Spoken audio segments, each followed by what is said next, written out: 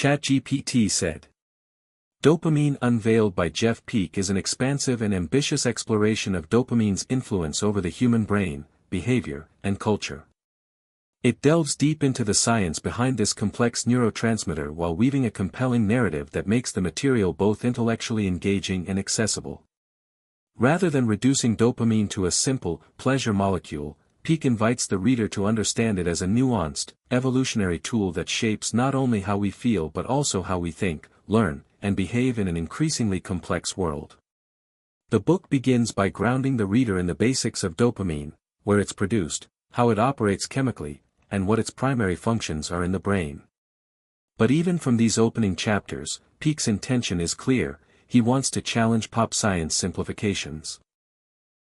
Instead of dopamine being a source of raw pleasure, it's positioned as a motivator, a signal of anticipated reward, and a key to understanding goal-directed behavior. He introduces the idea that dopamine is less about enjoying the present and more about chasing the future. From there, the author takes a historical and evolutionary turn, tracing dopamine's development in early life forms. In primitive organisms, dopamine-like systems signaled novelty and survival cues. As species evolved, so did dopamine's function, expanding from mere biological survival to complex cognitive processes in humans. Peake shows how this ancient chemical helped shape the course of human evolution by fostering curiosity, ambition, and social learning. In humans, dopamine enabled the abstraction necessary for innovation, delayed gratification, and long-term goal setting. The storytelling becomes more personal and psychological as Peake moves into case studies of individuals grappling with dopamine dysregulation. Here, he explores mental health disorders such as schizophrenia, ADHD, addiction, and depression, not through a purely clinical lens, but through lived experiences. One particularly moving account follows a young man whose psychosis is driven by an overactive dopamine system, revealing how his distorted perceptions are deeply tied to dopamine's role in assigning meaning and salience to external stimuli. Another chapter tells the story of a woman with Parkinson's disease, whose depleted dopamine levels leave her trapped in apathy and motor rigidity, until dopamine-enhancing treatments reveal the thin boundary between physical movement and the will to act. Peake's treatment of addiction is particularly nuanced. Rather than relying on outdated moralistic or purely chemical explanations, he frames addiction as a hijacking of the dopamine system. He explains how modern substances and behaviors, cocaine, pornography, social media, exploit ancient wiring, offering dopamine spikes without requiring real-world achievement. The resulting cycles of craving, tolerance, and emotional blunting are illustrated through powerful narratives of people caught in the loop, making the science emotionally resonant. The book then shifts to discuss dopamine's relationship with technology and culture. In the digital age, Peake argues, dopamine is not just a biological force but an economic engine. Social platforms, gaming apps, and even productivity software are designed to trigger reward anticipation, keeping us hooked on novelty and feedback. He examines how the very architecture of the internet is built on the premise of intermittent rewards. The same psychological principle behind slot machines. This section is both fascinating and unsettling, as it suggests that dopamine is not only shaping individual behavior but also steering collective culture toward compulsive loops.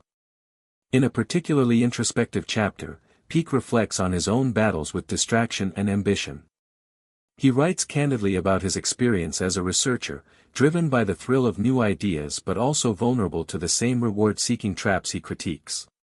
His vulnerability gives the book an added depth, reminding readers that understanding dopamine is not just an academic exercise but a path to greater self-awareness and balance. Dopamine's role in creativity and achievement is explored next. Far from being purely pathological, dopamine is also the engine behind great art, scientific breakthroughs, and social revolutions. Peake discusses famous historical figures, Einstein, Van Gogh, Marie Curie, suggesting that their relentless drive was fueled by a well-tuned, sometimes overactive dopamine system.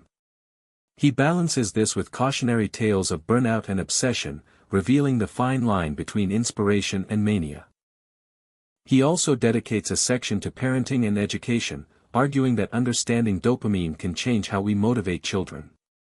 Instead of relying on constant praise or external rewards, he suggests building systems that support intrinsic motivation and delayed gratification.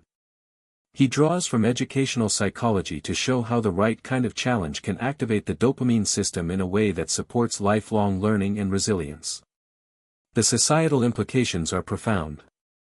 Peake contends that Western cultures are increasingly addicted to dopamine-stimulating activities, consumption, achievement, stimulation, while undervaluing patience, presence, and community. He warns that this imbalance is contributing to rising anxiety, loneliness, and burnout, not because we are weaker as individuals, but because our environments are out of sync with how dopamine was designed to function. Despite its warnings, the book is not alarmist. Peake offers thoughtful, science-based strategies for rebalancing the dopamine system. He suggests practices like mindfulness, cold exposure, and time in nature, not because they are trendy, but because they recalibrate the brain's baseline dopamine levels. He explains that by reducing overstimulation and embracing low dopamine activities, we can restore the sensitivity and joy that constant novelty erodes. Toward the end, the narrative returns to philosophy. Peake draws parallels between dopamine and ancient ideas of desire, suffering, and contentment. He references Stoic and Buddhist philosophies, suggesting that modern neuroscience is finally catching up to what these traditions intuited centuries ago, that craving is endless, and peace comes not from indulgence but from learning to sit with desire without acting on it. The final chapters focus on integration. Rather than proposing a dopamine detox, which he views as simplistic and often counterproductive, Peake advocates for a more sustainable lifestyle, one where we honor dopamine's power without becoming its servant. He speaks of a kind of dopaminergic wisdom that helps us pursue goals without being consumed by them, to enjoy pleasure without becoming numb, and to face discomfort without compulsively escaping it. As the book concludes, the reader is left with a new lens through which to view daily life.